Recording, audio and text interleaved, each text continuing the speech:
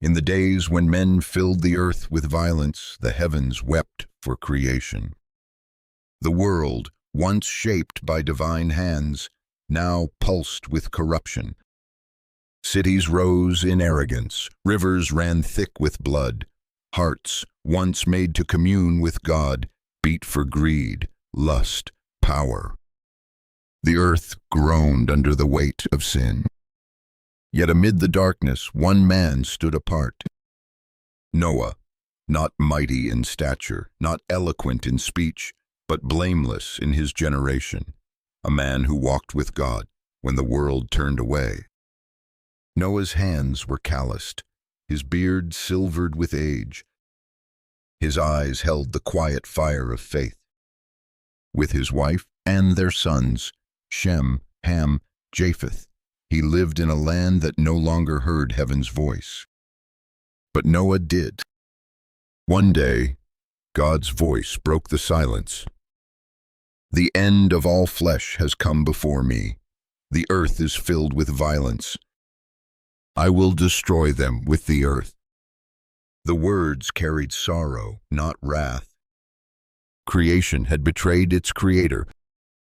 Yet where others faced judgment, Noah would be mercy's vessel. Make an ark of gopher wood. God commanded, a sanctuary born of obedience. He gave precise dimensions, 300 cubits long, 50 wide, 30 high. A floating refuge, sealed with pitch. Not elegant, but salvation. Noah obeyed. He gathered wood, called his sons. Day by day, under mockery and sun, they built. People scoffed, children laughed. Where is the sea? Noah. Do your animals fly from the sky? Noah said nothing. His hands preached. As the ark rose, tension grew in the heavens. God watched, a grieved father. When the last beam was set, the last nail struck, God spoke again. Bring 2 of every living creature, male and female, and take food for all. Animals came, not by force, but divine will. Lions beside lambs, doves above elephants. The ground trembled, a sacred march. Noah watched, heart pounding, as the impossible unfolded. The time was near. The air stilled. The sky, pale, heavy, hung like a held breath.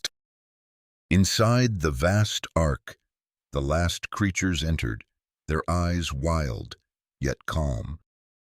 Noah stood at the threshold, gazing at a world that mocked him for decades. Children played, merchants shouted, men and women laughed beneath fading idols. They did not know. He turned to his wife, his sons, their wives. Their eyes, faithful, frightened, firm. Then, without wind, without quake, it happened. The ark's door shut. Not by Noah, not by man, but by God's hand. Thunder groaned deep within the earth. The skies opened, not with drizzle, but fury. Water exploded from above, below. Fountains of the deep burst forth. Windows of heaven tore wide. Rain like war. In cities, laughter became screams. Rivers surged through temples, tore homes. Mountains groaned under torrents. The proud fled upward, but the flood was faster. Inside the ark, silence.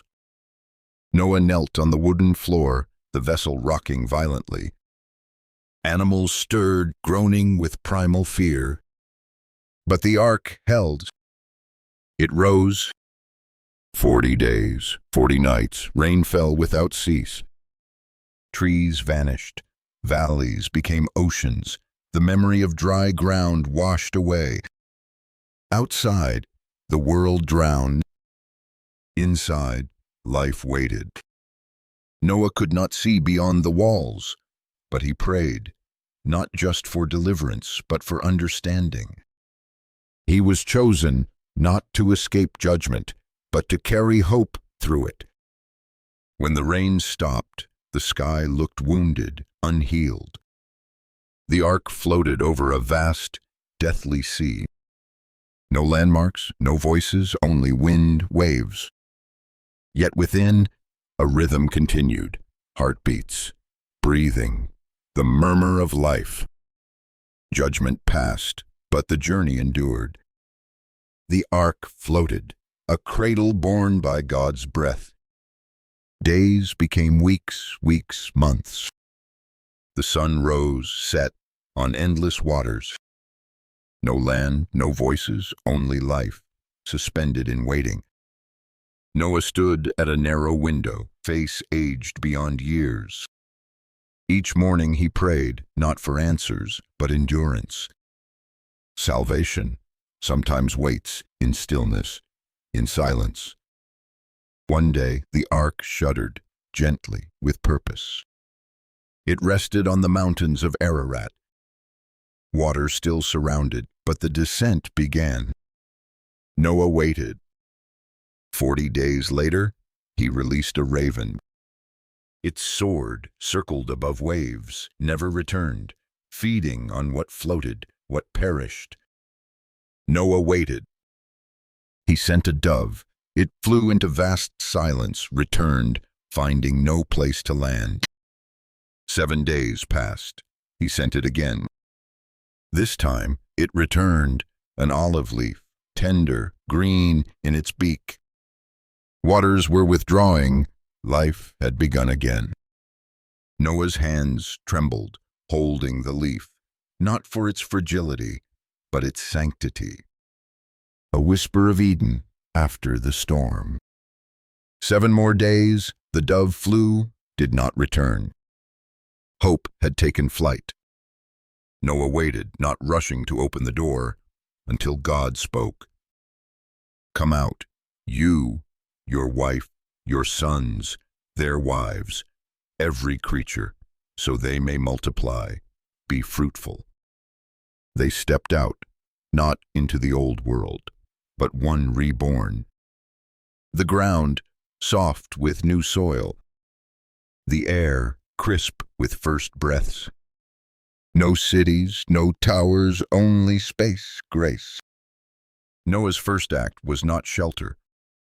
He built an altar. He offered clean animals, birds, to the Lord. Smoke curled skyward, a fragrant offering, gratitude, reverence. The Lord smelled the aroma and said in his heart, Never again will I curse the ground because of man. Never again destroy all creatures. Like a painter brushing a vow, God set a bow of color in the clouds. A rainbow, eternal, silent, radiant. Not for Noah, but for himself.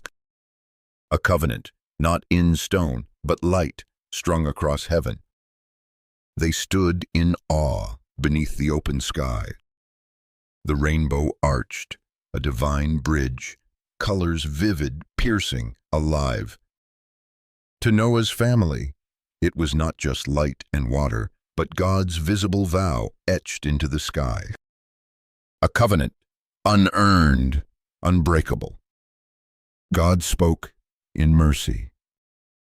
This is the sign between me, you, every creature. Never again will waters destroy all life.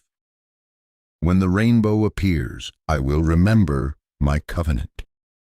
Noah fell to his knees, reverence. Around him, creation breathed. Animals stirred, earth greened, a new world, uncertain, unspoiled, waited for man. This time, with a new mandate. Be fruitful, multiply, fill the earth. God gave dominion with boundaries. Animals would fear man. Blood could be food, but not man's blood. Human life, in God's image, was sacred. Whoever sheds man's blood, by man shall his blood be shed. A charge, a warning. The land flourished. Noah planted a vineyard. Vines grew under a peaceful sun. But shadows lingered. One evening, Noah drank his wine, became drunk, lay uncovered in his tent, vulnerable. Ham saw, exposed his shame. Shem, Japheth, walked backward, covered their father, faces turned away. Noah awoke, learned what happened, spoke, not in rage, but grief. Cursed be Canaan, blessed be the Lord, God of Shem, may Japheth dwell in Shem's tents. Even after the flood, human fault lines remained. The ark carried righteousness and seeds of future struggles. Yet the covenant stood. The rainbow remained. Noah lived 350 years on the renewed earth.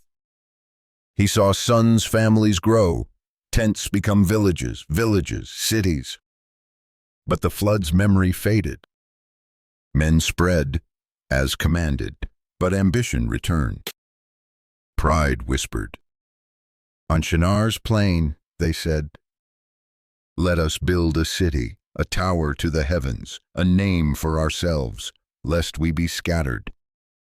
Stone upon stone, they raised Babel, not worship, but rivalry. A declaration, we ascend without God. The tower grew. Heaven watched, grieved, not threatened. The Lord came down. He saw not bricks, but hardened hearts, echoing the old world's arrogance. If as one people, one language, they begin this, nothing will be impossible. No fire, no flood. He sent confusion. Languages shattered, understanding fractured, construction halted. People scattered. The tower stood unfinished, defiance silenced by God's breath. Not destruction, divine restraint. From that scattering, nations rose. Tongues, tribes, peoples, lands. Yet one line burned, an ember in ashes. Shem's line. From Shem, Eber, from Eber, a people set apart. From them, a man, Abram, to whom God would say, I will bless you, all nations blessed through you. Noah's story rested, not just in history, but legacy. The ark, floating on judgment, became mercy's symbol. The rainbow, grace's banner. In judgment, God remembered love. In scattering, he planted redemption. The flood did not end the story. It cleared the way for the promise. That promise whispers, every time light meets water and color crowns the clouds. This story, inspired by the Bible, is for reflection, not literal testimony, meant to stir the soul.